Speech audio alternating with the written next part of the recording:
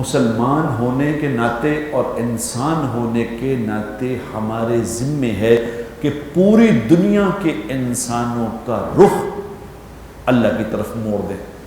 پوری دنیا کے انسانوں کو، کسی نے کہا یار میں پوری دنیا کے انسانوں کا رخ کیسے موڑ سکتا ہوں، میں کیسے موڑ سکتا ہوں پوری دنیا کا؟ میں کہا موڑ سکتے ہو، میں کیسے؟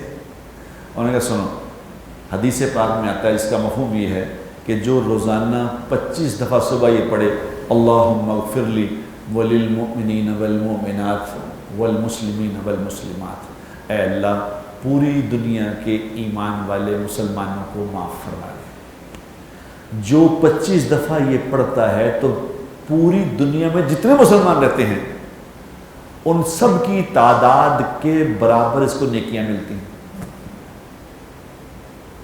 اتنا کرنے سے مل گئی۔ اب یہ پوری دنیا کے انسانوں کو سامنے رکھ کے دعا نہیں مانگ سکتا؟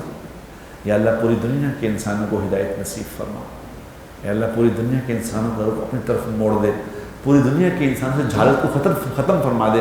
دعا تو کر سکتے ہیں۔ جب یہ دعا کرے گا تو اللہ پوری دنیا کے انسانوں کی ہدایت کا اجر اس کو عطا فرمائے۔